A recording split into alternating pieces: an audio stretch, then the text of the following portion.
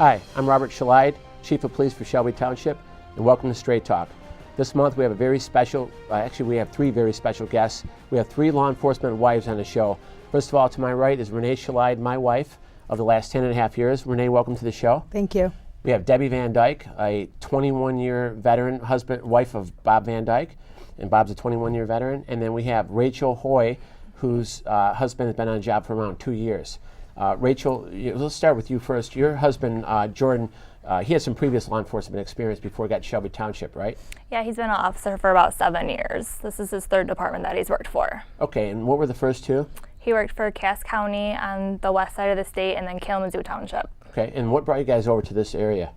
My family's from this area, so he started applying for jobs out here, Okay. and then we came over. Are you happy? Yeah. And you're newlyweds also, right? Yeah, we got married in February. Congratulations, Thank and welcome you. to the program. Debbie, you have an interesting story. Shelby Township mom to the heart. Been around here a long time, right? Yep. I married Bob 24 years ago, Okay. and he started out at Oakland County as a court deputy, and he was there about a year, and then he got hired by Shelby Township, and he's been here, January will be 21 years, Okay. and we've been in the community now since '99. Okay, So, long time. Yep. And Bob's been a guest on my show before for those regular watchers. So you're matching the husband-wife combo. Yes. Renee, what about you? Well, I've been married to a law enforcement executive, like you said, almost 11 years.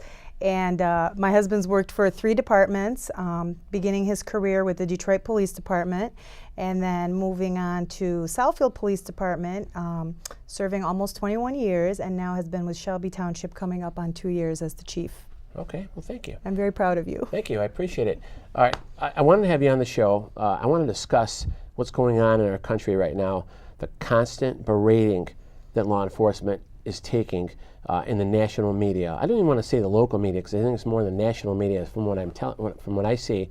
And I want to know your guys' insight, your ladies' insight. How does that make you feel when you see these stories on the news and people marching and protesting against the police? Rachel, why don't we start with you? I think it's like a big disservice to law enforcement officers, their families, everybody, because I know a lot of officers, they get into this because they want to help, they want to protect, they want to serve, and everything that's happening, it's injustice to them because it's not like what they set out to do. They didn't set out to hurt anybody, basically what you're Right, saying. yeah. Right. Okay. Debbie? I agree, and I do think that it's more of a national problem than a local problem. I think watching the local news, you don't see as much of it as you do with the national news. It's like any other job. There's bad doctors, there's bad teachers. There are a few incidents that make police look very bad, but that is not the norm. Yes. That is not the norm at all. And I agree with Rachel.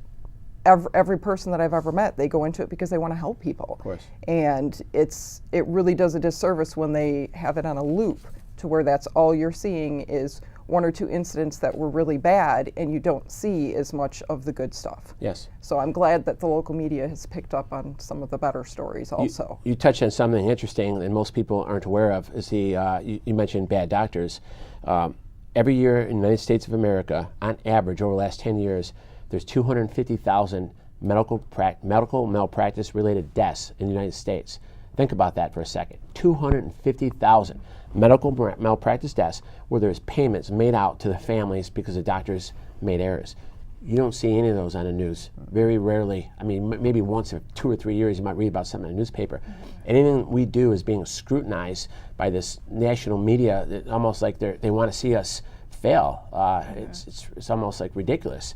But Renee, do you have anything you want to add on this? Well, I just feel like the media does play up the more negative stories. When I was in college, I had a professor who said, if it bleeds, it leads. And that's what the media tends to sell, are the stories that people are going to eat up, basically. And like Debbie said, you don't hear about a lot of the good stories. In fact, just yesterday I came across a story. A Michigan State police trooper in Newaygo County was dispatched to a woman in a car having a medical emergency. Turns out she was in labor, and he helped deliver the baby right there on the side of the road. And I just thought about that. I said, well, that didn't make national news. Right. you know, it barely even made the local news, only because I was reading up on courts and law enforcement. So I do think that the media tends to overplay a story, especially those that are not getting all the positive attention. Debbie, if you were to watch CNN regularly, you'd probably guess that people in this country hate the police. Wouldn't you kind of assume that? I agree. Is that the reality? No, is that- especially not in this community. Yeah. What do you think most people positively look at law enforcement and respect us, what we do, Yes, and admire that we're out here and understand? Yeah, I think there's a very small percentage of people that feel that way, as far as that the police are bad and that they're out there just trying to get you. I don't think that that's the norm. I think that's a very select group of people, and I think that our reality is kind of skewed by all the social media. There can be such a small thing that occurs and it gets blown up to such huge proportions, and that's not to minimize some of the tragedies that have occurred, but it just seems like, I'm not on Facebook, but my kids are, and some of the stories that they come back with, they're like, this is just ridiculous. And I'm like, well, you know what? You need to do a Google search and you need to read several articles on something before you make a decision on what happened, because you weren't there, you're only seeing one side of it, and people try and inflame things. Right. So it's very difficult. Right. Renee, you have anything you want to add on this? On the media? No, or? what do you think the percentages are for people that support the police in this country and people, that anarchists that don't? Well, I think if you get down to local departments and you see, you know, somebody buying an officer a cup of coffee or dropping off lunch or saying thank you in any other way, you would better understand that most people have either had positive interactions with police, or even those who haven't had any interactions with police would tend to think that the police are doing a good thing. That's what I was raised to, you know, respect law enforcement, and that's certainly how I'm trying to raise my children, to be respectful and to, you know, obey a police officer's command if it ever came down to that. But I would have to say that more people like the police than not, although that's not what you're seeing in the media. Okay. Rachel? I agree. I think the majority of people are positive for the police, but I feel like the people who have the loudest voice right now is the minority groups who do not. Yeah, I think the percentages, I would say right now, from what I can tell, are about 85% support and positive, and about 15% of the people that want anarchy. Or a lot of people, unfortunately, are unemployed. You see a lot of young people that aren't working. I don't know what their education background is, or if they even want to work, to be honest with you. Law enforcement-related deaths are up 19% this year over last year. But more importantly, that firearms-related deaths are up 63% from the same time last year. And that's a staggering number for us to go up 63% in 1 year. That's like almost like, how is this happening? What do you do when you turn on the news and you see another police officer has been killed? And it's almost like daily now. What are your thoughts? Rachel, why don't we start with you? It's terrifying. Like, I see all these things come on the TV and, like, I'm, like, scared. Yeah. Like, every day when my husband leaves for work, I'm like, make sure you give him a kiss, make sure you say I love you, and always say be safe and come back later, because you never know if he will, or if I'm going to get a call from you or the hospital. Yes. So, yeah, I don't blame it's you. really scary. Renee? It's more heartbreaking for me as well. Maybe because you're not out on routine patrol every day, but I do work in the local court system as well, and it's very sad to me that police officers have gone from being respected and little kids walking down the street waving to a police officer, that was always a big deal, to now officers being targeted. It's just a very sad time for me when I see that. Yeah, as you know, I was at a funeral last week for a Wayne State police officer, a young man. He was 28, 29 years old, had his whole life ahead of him. He had a fiance. He was one credit shy of graduating with his master's degree. He was loved and respected in the community by the people the students, the people he worked with. And I had to hold back the tears when I was there. It's like, what a waste. What an incomprehensible waste this was. It disturbed me an entire week. And you know, we put him in the ground and we move on. And it's almost like, who's going to be next? What department is going to face this terrible, terrible tragedy next. And I warn our people almost every single day. I know Bob shares that information with you. Constantly I ask them also to be vigilant. We get them the best training, give them the best equipment they possibly could have, and ask them to make sure that they stay with partners when they do certain things. And it's very scary. And my biggest fear, I never want to have to bury any of my guys. As soon as I took over this position, it kind of became my hidden dark secret that I don't discuss with anybody. I never want to do this. I'm going to make sure we do everything in my power not to do this. And this is talking about training and equipment, and that's why we're striving to be the best in Macomb County. And I do think that makes a difference. It's almost one of those things where water boils at 212 degrees, not 210, not 209. So those extra little effort you give does help and does contribute towards excellence and making our officers safe, if that makes any sense.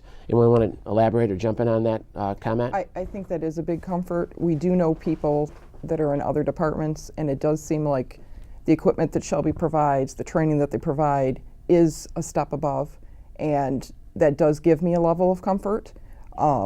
As you know, after you brought up the first aid class for them, the tactical first aid class, Yes. I sent you a thank you email You because did. Thank you. I was very touched by that. I mean, that's something that you don't think about, but I mean, you being a nurse, you know, minutes matter. Oh yeah. And their basic first aid training that they get would help, but it's a step above. Yeah. So Most of our residents don't know that. I'd like to take the time right now to let our residents know that all of our officers are trained in self first aid and buddy first aid. So if they get shot themselves or stabbed or wounded or their partners, they can tend to themselves. They have a tourniquet right on their belt. They can immediately strap on, and then they have patches to apply any type of gunshot wounds. And what the medics in the Army have found out that these measures taken can save lives. It only a matter of a few minutes before we can get a professional fire department over there to help them. So all of our officers have been trained. Right now, it's just starting.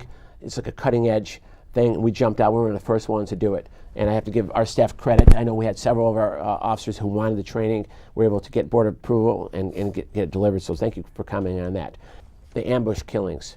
We've seen ambush killings in Baton Rouge, Dallas, and Palm Springs now. I think total 11 officers have been just ambushed and slaughtered.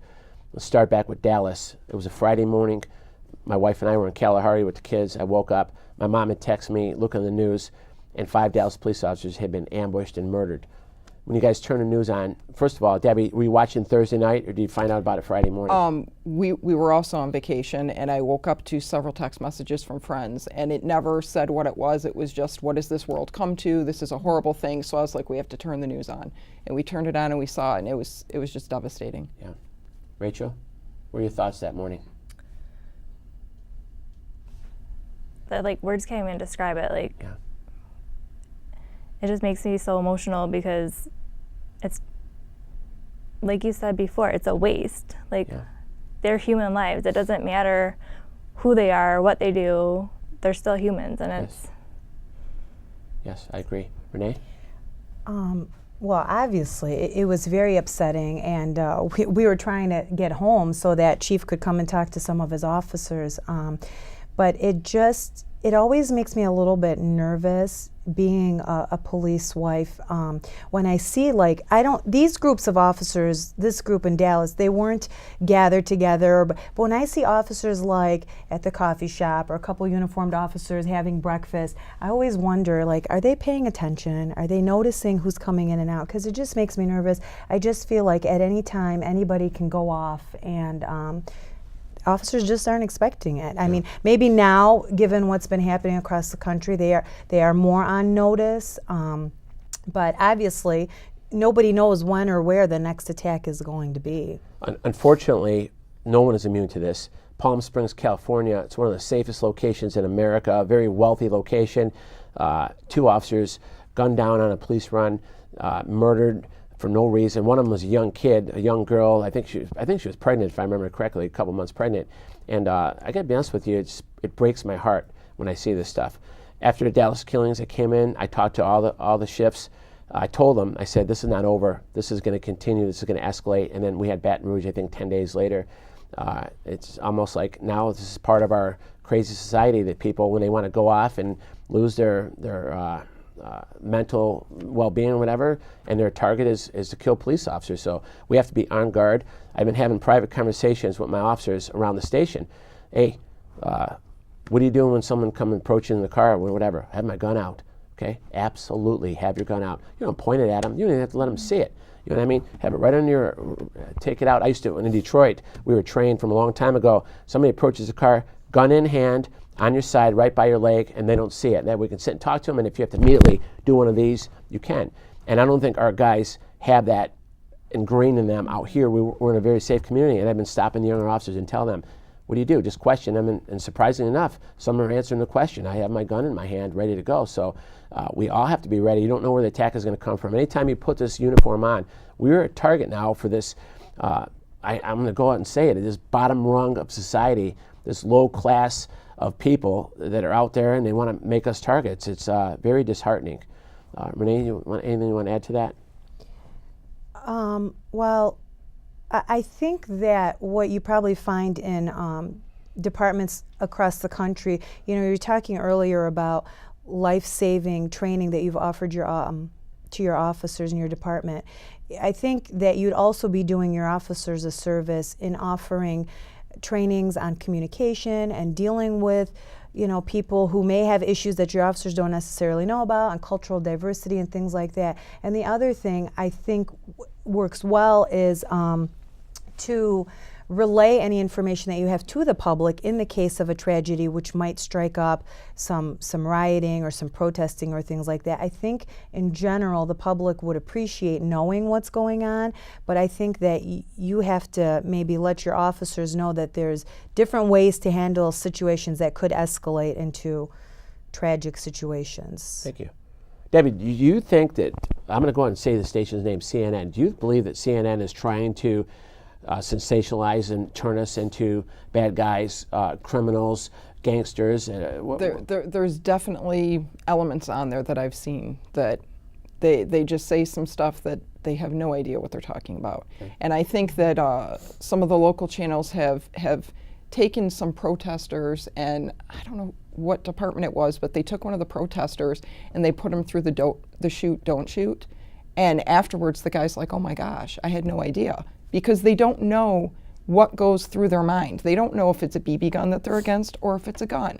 I mean, sometimes you can tell, but sometimes you can't. There's lots of things that go on that the general public's like, well, I'm watching the video of it and that looks awful, so obviously they did it wrong. Well, they don't understand how quickly things can be overcome. And things that look bad on camera, sometimes it just looks bad, and that's what they have to do because they're trying to protect the public from somebody getting away from them. Yes, I agree.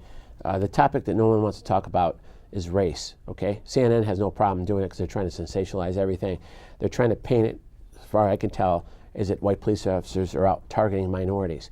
And from myself, I worked in a minority community for 28 years, and I worked with mostly white police officers in minority communities. And I can tell you that nothing could be farther from the truth as far as white police officers targeting minorities. The most ridiculous thing I've ever heard. Charlotte burned for 3 or 4 days because a black man was shot, and that's what their issue was. He was armed, okay, while he was shot. And ironically, I don't know if anyone knows this or not, because they're not telling you, CNN won't tell you this, but it was a black officer that shot him. Did you guys know that by any chance? I knew that. Did you know that, Rachel? But it's not common knowledge. I don't think I did. Yeah, Charlotte burned for days because a black officer shot another criminal who was also a convicted criminal who had his gun on him. He pulled his gun out. The officers were telling him to stop pointing your weapon, put it down, etc. I don't know if anyone saw the video. The wife was actually out there filming it and saying he doesn't have a gun. Well, ironically, she had made a police report a year earlier that he was threatening her with that gun. He was a convicted felon. He shouldn't have a gun on him. She's in fear of her life. And now she's the first one out there beating the drums and leading the people towards the civil unrest that we had down there. It's a tragedy. There was actually a black police chief down there who I thought did a great job out there getting in front of everything and explain what happened, and people just don't want to hear it. But I believe this is from the rhetoric they've been listening to on the media, that we are bad guys and we're out there doing bad things to people, etc. And very, very disturbing myself, what's going on right now, and I don't think it's going to end anytime soon. I think we're going to be dealing with this for a long time, myself. How do you... Even the Dallas police chief, he's a black police chief, and he came out and he said, any African Americans that feel that they're being persecuted, step up and try and do this job. Yes. Because there is there's such a small amount of minorities that go into law enforcement. So when they paint this picture that it's an all-white army out trying to get somebody, it's not necessarily like that. There's a small percentage of minorities that go into it. And I think that that could be helpful also. And like you said, with diversity training, it's the same thing. I mean, those are all helpful steps, I think. By the way, I'd like our residents to know that we just went through anti-bias training for everyone in the department, including myself and my civilian staff, and basically teaching everybody that we understand that there's implicit biases that people might have that you don't even know you have. And we teach the people that when you come in and you put this uniform on, that you're going to behave in a certain way, and you're going to check those biases. And we try to get them to understand what some of the biases might be. You might have a bias against homeless people, if that makes any sense. We showed them some examples of some homeless people, how they got there, and they might have been military veterans that had a bad way to go in life. And bottom line is we're trying to get our officers to understand that we want them to treat everybody with dignity and respect. Here's the bottom line: we're already doing that. This is just a reinforcement, if that makes any sense. Debbie, how do you deal with your kids? Telling your kids, I know you mentioned this earlier, that you tell them to make sure they do their research before they form an opinion. Obviously, I know you have 2 young kids. I think they're 22 and 18. Is that about what they are? And I see a lot of the young kids are protesting law enforcement. I don't think they really even comprehend. How are you dealing with them and handling this? I actually spoke to my 22-year-old last night about it, and he said that not just because I'm not on Facebook, but he said there's a definite line. He said that there's a lot of kids his age in their 20s that they just see something and they're like, oh, well, this is wrong, and they just go with it. And a lot of times they end up unfriending people, and they have issues with it because they're like, they don't understand the whole story. So we pretty much, that's what we've always told them all along. They have been aware of, in particular, ambush shootings and everything, because they did go to Utica High School, and Mrs. Sawyers is there, and her husband was the Sterling Heights officer that was ambushed many years ago. Yes. So they've been aware of this for a long time, and we've just tried to be as honest as we can with it and tell them whenever anything occurs, good or bad, to take a moment, and you don't make any comments on anything until you know the whole story. Yes. And it takes a long time before you know the whole story. Great advice, Debbie. Renee, how do you deal with our young children? Well, our children are younger. We have a 6, 7, and 8-year-old who, at this age, you know, the police, here's what we say: we respect the police, we're nice to the police. Yes, your daddy is a police chief, but if we saw police somewhere else, we are going to be nice and we're going to follow the police officer's directions. But they're at an age that I can tell them that now and expect that they're going to listen. So, you know, my hope is that as they get older and start discussing some of these current issues, that they will have an understanding of the duty that law enforcement officers have in this country. Thank you. Rachel, are you proud to be a police officer's wife? Absolutely. Great. I think that it's an awesome thing that Jordan and all the other officers do, that they go out every day and put on the uniform and serve the community and the people, and I couldn't be more proud of them. Thank you. Debbie? Yes, I am. As a matter of fact, I mean, it's obviously gotten harder the last couple of years with everything that's been going on, and there's a lot of people that don't want to go into it, and I think that's a big problem. So many of the younger people don't want to go into it. My 18-year-old is at college right now, and that's what he's studying, is law enforcement, and I tried to give him the whole picture. I said, are you sure this is what you want to go into? You have lots of options. This isn't something, but he's always either wanted to be police or military all of his life. And he said, well, if I'm not going to do it, who's going to do it? Which, I mean, it's a good way to look at it, because there are so few people now that want to go into it because it's got such a negative slant to it being painted. Okay. Thank you. Renee, we'll close this show with you. Are you proud to be a police wife? I'm most definitely proud to be a police wife, and anytime anyone asks me what my husband does for a living, I'm very proud to say that he's in law enforcement, and people like to hear that. Quite honestly, the people that I come across are very interested, and you know, I get thank yous even for the service that you do. Okay. Listen, ladies, thank you all three for coming on the show. It's been very interesting. I love having your input and your insight. Happy holidays, and thank you. Thank you. You've been watching Straight Talk with Robert Schlide. Merry Christmas, happy holidays. We'll see you next month.